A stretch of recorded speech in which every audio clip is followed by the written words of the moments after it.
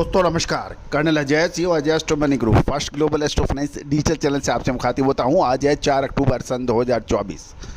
दोस्तों, खाद्य तेलों में अगस्त महीने में हमने आपको कहा था कि सितंबर के अंदर अच्छी तेज़ी नज़र आ रही है और उसका नतीजा आपके सामने है। सितंबर और अक्टूबर के फर्स्ट वीक तक खाद्य तेलों में अच्छी तेज़ी दर्ज हुई। सरकार की 20% ड्यूटी लगाने का भी बाज़ारों पर पर्याप्त असर पड़ा। साथ साथ त्योहारी यानी फेस्टिवल सीजन की डिमांड का भी असर बाज़ारों में देखा गया।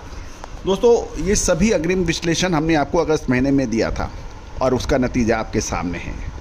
अब अक्टूबर महीना और नवंबर महीना खाद्य तेलों के लिए महत्वपूर्ण साबित हो सकता है।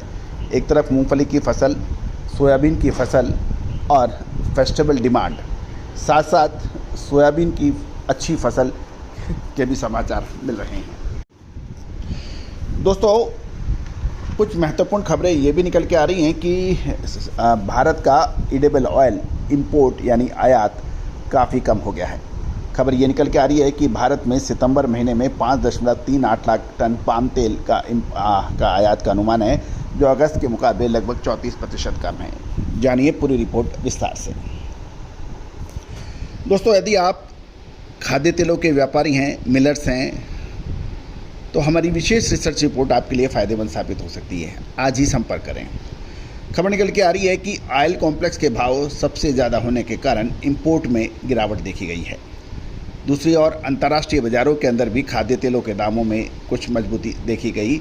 अन्यथा ऐसा होता है, जब भारत इंपोर्ट ड्यूटी लगाता है तो अंतर्राष्ट्रीय बाज़ारों में भाव गिरते हैं, लेकिन ये यूनिक रहा कि भारत की इंपोर्ट ड्यूटी लगाने के बाद भी अंतर्राष्ट्रीय बाज़ारों में भाव नहीं गिरे।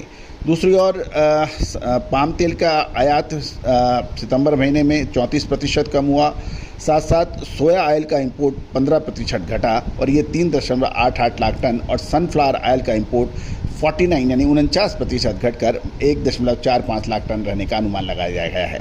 खाद्य तेलों का कुल इंपोर्ट सितंबर माह में 10.6 लाख टन होने का अनुमान है, जो अगस्त के मुकाबले लगभग 31% कम है। पाम के मुकाबले भाव सस्ता होने से विदेशी मार्केट में उठाव के कारण सोया ऑयल का मार्केट वॉलेटाइल रह सकता है। सोयाबीन का मार्केट अब बिल्कुल नाजुक सेंटिमेंटल स्टेज पे आ गया है, क्योंकि सीबोर्ड की कमजोरी से इसका दबाव देखा जा सकता है और सोया ऑयल की मार्केट की मजबूती को इससे सपोर्ट मिल सकता है। ऑयल कॉम्प्लेक्स में अब तेज़ कंपटीशन होगा। सनफ्लावर ऑयल का मार्केट पॉजिटिव सेंटीमेंट के साथ दिख रहा है, क्योंकि इसके भाव कम हो गए हैं। राइस ब्रान ऑयल का मार्केट अपनी दिशा के लिए ऑयल कॉम्प्लेक्स पर बिल्कुल फोकस रखना जारी रहेगा और देश में सरसों का तेल का बाजार अभी स्थिर देखा गया है। दोस्तों, ये तो कुछ आंकड़े थे जो हमने आपसे चर्चा करे। दूसरी ओर सरसों की बिजाई इस बार अच्छी रहने की उम्मीद रहेगी, जिसकी फसल फरवरी मार्च के अंदर आएगी। सोयाबीन की फसल बिल्कुल अब अक्टूबर महीने के अंदर बाज़ारों के अंदर पीक अवस्था में आ जाएगी और इसका असर एडिबल ऑयल के मार्केट पर पड़ सकता है। अब महत्वपूर्ण ये है कि फरवरी मार्च और नवंबर दिसंबर, अक्टूबर नवंबर दिसंबर, ये 3 महीना खाद्य तेलों के लिए, तिलहन के लिए महत्वपूर्ण रहेंगे। समय पे आप माल खरीद लेते हैं और समय पे माल बेच लेते हैं तो आपका व्यापार लगातार तरक्की करता है। तेज़ी में आप माल खरीद नहीं पाते, तो तेज़ी में आप माल बेच नहीं पाते, मंदी में माल खरीदने में आप चूक जाते हैं, तो अक्सर आपका सारा मुनाफा पूरे साल भर की मेहनत बराबर हो जाती है। तो दोस्तों, विश्लेषण क्या है? विश्लेषण आपको बाज़ारों की खबर का विश्लेषण और साथ साथ में अग्रिम अनुमान, ये बाज़ारों का विश्लेषण है। अक्टूबर महीने का अग्रिम विश्लेषण हमने अपने सभी बंधुओं को, क्लाइंटों को हमने अग्रिम दे दिया है। दोस्तों, भारतीय अनुसंधान पद्धति और फंडामेंटल एनालिसिस, जब दोनों का अद्भुत संगम होता है तो इसका सानी पूरा विश्व नहीं कर सकता, इसका मुकाबला कोई नहीं कर सकता। अक्सर होता यह है कि 2 लेवल ऊपर और 2 लेवल नीचे के आप अपडेट करते हैं, उसके नतीजा निकलता नहीं है। दोस्तों, आज पूरे विश्व में, चाहे वो अर्जेंटीना हो, ब्राज़ील हो, मलेशिया हो, इंडोनेशिया हो, यूएस हो, ऑस्ट्रेलिया हो, सभी जगह भारतीय अनुसंधान पद्धति की डिमांड लगातार बढ़ती जा रही है, क्योंकि सटीकता से करेक्ट अनुमान विश्लेषण, ये एक भारतीय अनुसंधान पद्धति की विशेषता रही है। दोस्तों, आपको 15 से 1 महीने पहले कुछ विशेष अनुमान आपको मिलते हैं और वो आपको मददगार साबित होते हैं आपके व्यापार व्यवसाय के लिए।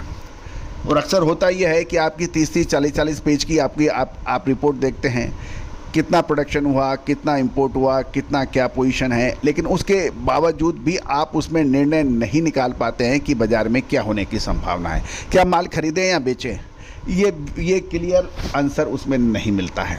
जब तेज़ी आ जाती है तो तेज़ी के कसीदे कड़कड़े जाते हैं, जब मंदी आ जाती है तो मंदी के 50 कारणों की डिटेल में विश्लेषण होता है, चाहे वो पत्र पत्रिका हो, चाहे विभिन्न टीवी चैनल हो। बिंदु ये है कि आपने समय से पहले आपने क्या विश्लेषण दिया। और दोस्तों, इसी चीज़ का विश्लेषण में आज हमारा जो चैनल सबसे अग्रिम पंक्ति में खड़ा है पूरे ग्लोबल ऑयल मार्केट में, तो उसकी वजह यह है कि भारतीय अनुसंधान पद्धति और फंडामेंटल एनालिसिस का अद्भुत संयोग। तो दोस्तों, आप भी इसका विशेष फ़ायदा उठा सकते हो। अक्सर होता है, मुझे मालूम था, मैं देखना चाहता था, बात करना चाहता था, लेकिन कर नहीं पाया, टाइम ही नहीं मिला, या कर लेंगे, कल कर लेंगे, परसों कर लेंगे। तो दोस्तों, ये व्यापार के अंदर ऐसी ढुलमुल नीतियाँ अक्सर परेशानियों का सबब बन जाती हैं। सही समय पे सही निर्णय आपको बड़े नुकसान से बचा देता है। तो दोस्तों, आज ही संपर्क करें, बात तो करें, नंबर स्क्रीन पे दिए हुए हैं। All the very best, good luck, happy trading.